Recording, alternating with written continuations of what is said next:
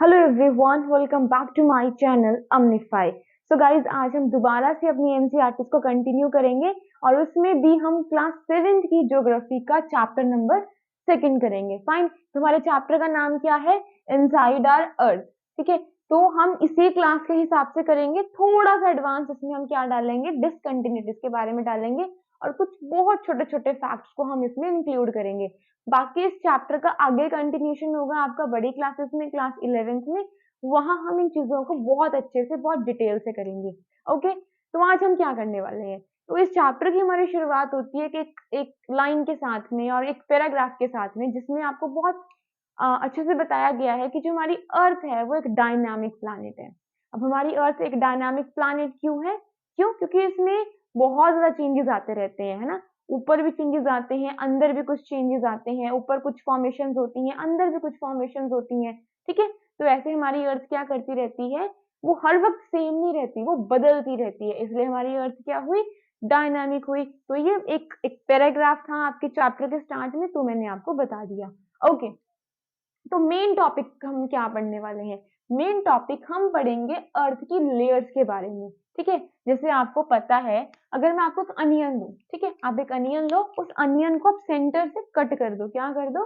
Cut कर दो। आपने एक अनियन लिया, ठीक है, उस अनियन को जब आपने सेंटर से कट करा, तब आपने देखा उसमें कुछ लेयर्स हैं, कॉन्सेंट्रेट लेयर्स हैं, जो एक दूसरे के बीच में, मतलब एक दूसरे के, एक के बाद एक के बाद एक लेयर है, एक दूसरे में नेस्टेड है। ठीक है, विद इन द लेयर्स में लेयर्स है। ठीक है, देखो, इस लेयर के अंदर ये है, इस लेयर के अंदर ये है, या फिर ऐसे बोल लो कि इसके अंदर ये है, इसके अंदर ये है, इसके अंदर ये है। ऐसा ही होता है। जब आप अनियन लोगे, उसको कट करोगे, उसकी लेयर्स बनाओगे, तो ऐसा होगा। सेम हमारी अर्थ के केस में भी ऐसा ही है। अब कुछ नहीं करना, मान लो ये हमारी अर्थ है। ठीक है, अर्थ की एक ये वाली लेयर है, एक ये लेयर है, एक ये लेयर है, ऐसे करके हमारी अर्थ की बहुत सारी लेयर्स हैं। तो हम क्या करते हैं अपनी स्टडी को आसान बनाने के लिए, ठीक है, अपनी इस ज्योग्राफी की एनालिसिस को आसान बनाने के लिए हम इसका थोड़ा आसान सा व्यू लेते हैं। हम इसका एक क्रॉस सेक्शनल व्यू लेंगे, हम इसको यहाँ से कट कर लेंगे, बिल्कुल अर्थ के सेंटर पॉइंट से हमने क्या करा, ऐसे इसको कट कर लिया। और इसी डायग्राम को, जो हमारा ये बन रहा है अभी, ठीक है, ये हमारे इस डायग्राम का क्रॉस सेक्शनल व्यू आपको इस डायग्राम का दिख रहा है। आई होप यहाँ तक आपको समझ में आया। समझ में आया? ओके, तब हम क्या पढ़ने वाले हैं, याद है ना, वो हमने निकाला। अब हम उसकी लेयर्स पढ़ेंगे, किसकी? अर्थ की लेयर्स पढ़ेंगे। ठीक है, तो हमारी अर्थ जो है वो मेनली 3 लेयर से बनी है। कितनी लेयर से बनी है? 3 लेयर से। एक हमारी क्रस्ट होती है, सॉरी, एक हमारी कोर होती है, एक हमारी मेंटल होती है और एक हमारी क्रस्ट होती है। इतना नॉर्मल टर्म्स में आपको पता होगा। अगर नहीं पता तो क्रस्ट, मेंटल एंड कोर। ठीक है, कितना समझ में आया? अब थोड़ा इसको हम लोग यूपीएससी के पर्सपेक्टिव से, थोड़ा इसको कॉम्पिटेटिव एग्जामिनेशन के पर्सपेक्टिव से पढ़ने की कोशिश करते हैं। ठीक है, इस डायग्राम को जरा ध्यान से देखो। पहले यहाँ से लेके यहाँ तक देखो। ठीक है, इसको 5 मान के चलो, फिलहाल के लिए 0 नहीं लिया मैंने। और नीचे तक कितना इसका रेडियस रहेगा हमारी अर्थ का? 63, 71 और 70 भी आप ले सकते हो, बट बुक में मेंशन है तो 63, 71 किलोमीटर। ठीक है, इस डायग्राम को जरा ध्यान से देखो। अब देखो, एक लेयर ये रही, एक लेयर ये रही, एक लेयर ये रही, एक लेयर ये रही, this layer, this layer and this layer. ठीक है, तो 0 से ले लो या फिर 5 से ले लो, आपकी इस लेयर तक, ठीक है, जो आपको ये वाली लेयर दिख रही है, ये लेयर है आपकी क्रस्ट। क्या है? क्रस्ट। देखो, इस पॉइंट से लो और यहाँ तक लो, ये क्या है? आपकी क्रस्ट। अब क्रस्ट में भी 2 सेक्शंस हैं, कौन कौन से? देखो, हमने क्या करा, कोर, मेंटल, क्रस्ट। ठीक है, अब इस क्रस्ट में भी 2 है। क्रस्ट में कौन कौन से 2 है? अपर क्रस्ट एंड लोअर क्रस्ट। फिर जो ये हमारी मेंटल है, इस मेंटल में भी हमारी 2 लेयर्स है। कौन कौन से लेयर है? Upper mantle and lower mental. यहाँ कंफ्यूज मत हो, मेरी बात ध्यान से सुनो। पहले क्रस्ट को लो, अपर क्रस्ट, लोअर क्रस्ट। मेंटल को लो, अपर मेंटल, लोअर मेंटल। ठीक है, ऐसे ही कोर को लो, क्या लोगे आप? लोगे आउटर कोर और इनर कोर। इतना समझ में आया? ठीक है, देखो, inner core, outer core, lower mental को हम लोग इनर मेंटल भी बोल देते हैं। उसके ऊपर लेयर बनती है इनर आउटर मेंटल की। ठीक है, उसके बाद लेयर बनती है आपकी एथनोस्फेयर। ठीक है, ये हम आगे पढ़ेंगे डिटेल में, इतनी टेंशन नहीं लेने की, आपकी बुक में मेंशन नहीं है, ये हम पढ़ेंगे जब हम आगे जाके बहुत अच्छे से ज्योग्राफी को टारगेट करेंगे। तो हम सिर्फ एनसीईआरटी कवर अप करते जा रहे हैं, फिर outer mantle and then lower crust, then आपका अपर क्रस्ट। चलो एक एक करके पढ़ते हैं, इतना कंफ्यूज होने की जरूरत नहीं है। आगे बढ़ने से पहले मेरा आप सबसे ये सवाल है, ये क्वेश्चन है कि लिथोस्फीयर से आप क्या समझते हो? क्या वो दो अलग अलग चीजें हैं या एक ही चीज, या फिर दो अलग अलग चीजें एक जैसा बिहेव कर रही हैं? ये इसका आंसर आपको मुझे देना है। What do you mean by lithosphere? Fine, अब देखो मेरी बात ध्यान से सुनो। हम सिर्फ पहले पढ़ते हैं क्रस्ट के बारे में। किसके बारे में? क्रस्ट के बारे में। हमारी अर्थ की कितनी लेयर्स हैं? Core, mental and crust. ठीक है, जो हमारी क्रस्ट है वो हमारी पूरी, अगर हम अर्थ की वॉल्यूम देखें उसका 1% लेती है। हमारा मेंटल लेता है 84%, आई थिंक मैंने कहीं मेंशन भी करा था। एंड रिमेनिंग 15% हमारा कौन लेता है? कोर लेती है। तो सबसे ज्यादा वॉल्यूम किसने ले रखी है? हमारी मेंटल ने। और सबसे कम किसने ली है? क्रस्ट ने। ठीक है, तो क्रस्ट की सबसे कम वॉल्यूम है, ठीक है, और सबसे थिनेस्ट भी है ये। जो ये दो लेयर्स है आपकी, इन दोनों में से, मतलब इन तीनों में अगर हम देखें कंपैरिजन करके, तो सबसे थिनेस्ट लेयर आपकी कौन सी होती है? क्रस्ट होती है। और सबसे ऊपर वाली layer, the upper most layer और द आउटर मोस्ट लेयर, वो क्या होती है? आपकी क्रस्ट होती है। ठीक है, समझ में आया?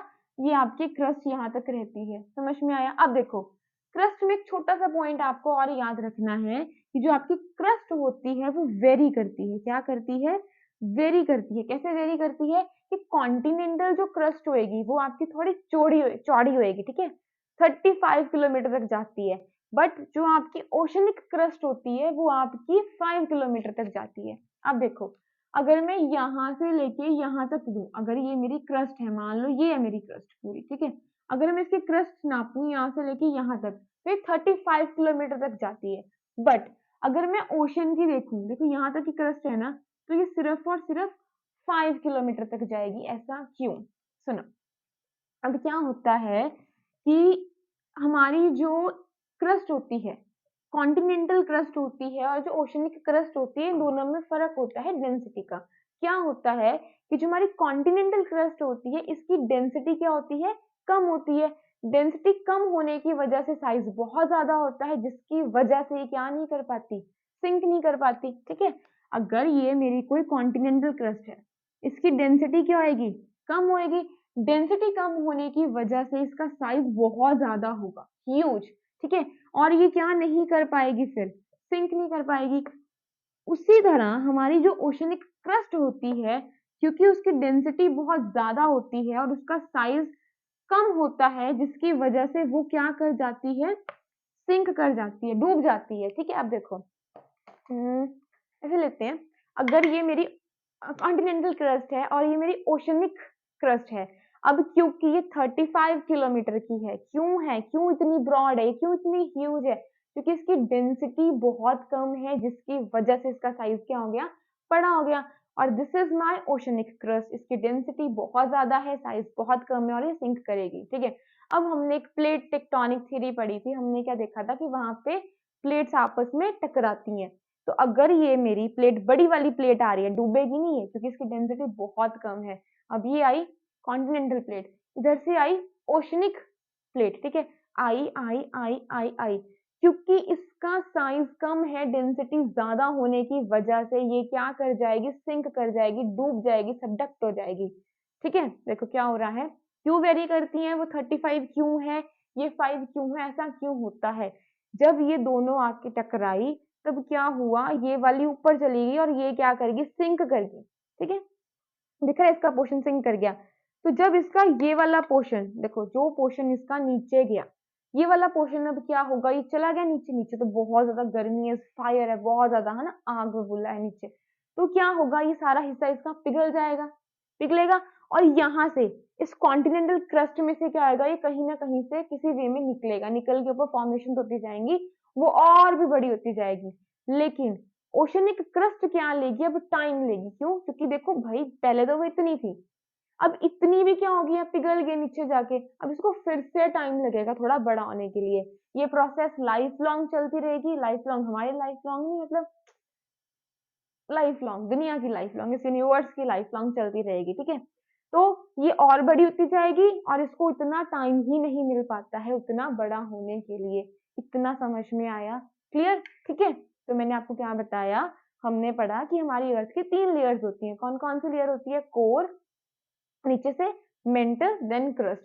अब क्रस्ट क्या होती है? आउटर मोस्ट या अपर मोस्ट लेयर होती है हमारी अर्थ की, और वो क्या करती है? वो वेरी करती है। कैसे वेरी करती है कि कॉन्टिनेंटल जो क्रस्ट होती है, जहाँ पे कॉन्टिनेंट, जहाँ पे लैंड मास होता है, वो 35 किलोमीटर की उसके तक भी जाता है, रेंज तक। बट हमारी ओशनिक क्रस्ट होती है वो उसके मुकाबले क्या होती है?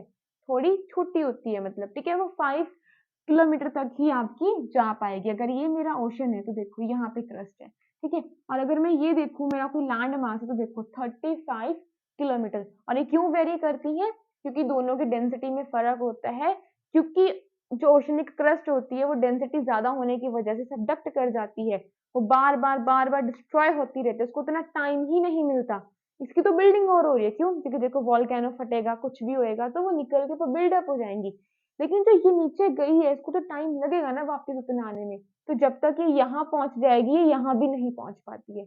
इतना फैक्ट समझ में आया? ठीक है, और देखो एक बनती है आपकी, ये बनती है आपकी सीमा से, और ये सॉरी ये सियाल से बनती है, और ये बनती है आपकी सीमा से। मैंने यहाँ मेंशन करा है? नहीं करा, मैंने नॉर्मली लिख दिया, ठीक है। तो कॉन्टिनेंटल क्रस्ट के जो आपके मिनरल्स कॉम्पोजिशन होती है वो बनते हैं आपके सियाल से। सियाल मतलब सिलिका एंड एल्यूमिना। और ओशनिक क्रस्ट के जो मिनरल कॉन्स्टिट्यूएंट होते हैं वो कौन से होते हैं? वो होती है आपकी सीमा, सिलिका एंड मैग्नीशियम। अगर मैं क्रस्ट को बोलूं, सिर्फ ओशनिक और कॉन्टिनेंट को ना बोल के, कॉन्टिनेंटल और ओशनिक क्रस्ट को ना बोल के मैं सिर्फ क्रस्ट को बोलूं, तो क्रस्ट आपकी बनती है सियाल से, ठीक है। ये उसके मिनरल कॉन्स्टिट्यूएंट्स होते हैं। और मेंटल के क्या होते हैं? सीमा, सिलिका एंड मैग्नीशियम। उसी तरह से जो हमारे कोर के मिनरल कॉन्स्टिट्यूएंट होते हैं, मतलब किस मिनरल से उसकी कॉम्पोजिशन हुई है ना, किस चीज से वो बनी है, तो वो आपकी आयरन एंड निकल से, ठीक है, फेरस, नाइफ, ठीक है। इतना समझ में आया? ओके। अब हमने क्या पढ़ा? हमने पढ़ा हमारी क्रस्ट है, मेंटल है और कोर है। क्रस्ट हमारी 1% है हमारी अर्थ की वॉल्यूम का, वो 84% है, और ये हमारा रिमेनिंग 15% है। इतना समझ में आ गया? मैंने आपसे एक क्वेश्चन करा था कि लिथोस्फीयर क्या होता है, ठीक है। कोई लिथोस्फीयर दो अलग अलग यूनिट एक ही तरह बिहेव कर रही है, या एक ही यूनिट है, या क्या है, ठीक है। तो देखो आपको कुछ नहीं है, क्रस्ट का हिस्सा लेना है। अगर मैं सिंपली बोलूं तो आपको क्या करना है, ये तो मेरे हाथ में ही है, ओके। तो आपको क्या करना है, देखो अगर ये मेरा कोर है, ठीक है, कोर में भी दो हैं, आउटर एंड इनर। मेंटल है, इसको ले लेते हैं लोअर, ठीक है, लोअर मेंटल, ये है अपर मेंटल, ठीक है, this is our upper mantle. तो अगर मैं अपनी क्रस्ट का और अपर मेंटल का कुछ एरिया लूं, मतलब अगर मेरी क्रस्ट मैं पूरी ले लूं और उसका मैं आउटर आउटर मेंटल ले लूं, ठीक है। देखो लोअर मेंटल भी था, अपर मेंटल भी था, लेकिन उसमें आगे भी हमने क्या कर दी? डिवीजन कर दी। कैसे डिवीजन कर दी? हमने उसमें एक आउटर आउटर मेंटल भी बना दिया, ठीक है। तो अगर मैं अपनी क्रस्ट का और अपने आउटर मेंटल तक का एरिया लूं, तो इतने एरिया को हम लोग क्या बोलते हैं? लिथोस्फीयर बोलते हैं। क्या बोलते हैं? लिथोस्फीयर। अगर कोई आपसे पूछे तो आप ये बोलना कि जो लिथोस्फीयर होती है वो क्या होती है, कि जो हमारी क्रस्ट और हमारा जो आउटर आउटर मेंटल होता है, ठीक है, ये दोनों मिलके एक सिंगल यूनिट की तरह बिहेव करते हैं, और इनको हम बोलते हैं लिथोस्फीयर। क्या बोलते हैं? लिथोस्फीयर बोलते हैं, ठीक है। अब जस्ट बीनीथ आर क्रस्ट, हमारी क्रस्ट के बिल्कुल नीचे क्या होता है? हमारा मेंटल, जिसको हम लोग दो हिस्सों में बांट देते हैं, upper mantle and lower mental, ठीक है। अब उसमें भी हमने डिविजन्स करी थी। अब आपको ना अगर हो पाए याद तो ये चीजें याद कर लेना, ठीक है, कि इतने किलोमीटर से लेके इतने किलोमीटर तक हमारी क्रस्ट रहती है, फिर उसके बाद हमारी मेंटल स्टार्ट होती है, या फिर एथनोस्फीयर का इतना एरिया रहता है, ठीक है। जनरली आपकी जो एथनोस्फीयर होती है वो 100 किलोमीटर से लेके आपकी मैक्सिमम 400 किलोमीटर या थोड़ा सा उससे क्रॉस कर जाती है, ठीक है। उसके बाद आती है 400 किलोमीटर से लेके 670 तक आपकी इनर आउटर मेंटल। या आप सिंपली देखो, देखो ये इतना सेक्शन आपका क्रस्ट का, फिर इस सेक्शन से लेके यहाँ तक आपका रहता है ये प्रॉपर मेंटल। अब इस मेंटल में भी आपका एक अपर मेंटल, एक लोअर मेंटल, और नीचे वाला एरिया आपका क्या कहलाएगा? कोर। उसमें भी एक आउटर कोर, एक इनर कोर, ठीक है। इस टॉपिक में ज्यादा और कुछ भी नहीं था, ठीक है, बट मैंने इसमें एक डिसकंटिन्यूटी का टॉपिक जो है वो ऐड करा है। अब डिसकंटिन्यूटीज क्या होती है? ओके, सो हम क्या कर रहे थे, हम कर रहे थे डिसकंटिन्यूटीज के बारे में। तो ये डिसकंटिन्यूटी या डिसकंटिन्यूटीज क्या होती हैं, तो देखो, ठीक है। अब देखो, अगर ये कोई फॉरेस्ट है, ठीक है, बहुत घना फॉरेस्ट है, तो जब आप फॉरेस्ट से थोड़ा बाहर निकले, तो ऐसा तो नहीं होगा ना कि एकदम से फॉरेस्ट गायब हो जाएगा और मतलब नॉर्मल लैंड आ जाएगी, नॉर्मल बिल्डिंग्स आ जाएंगी, ऐसा नहीं होता।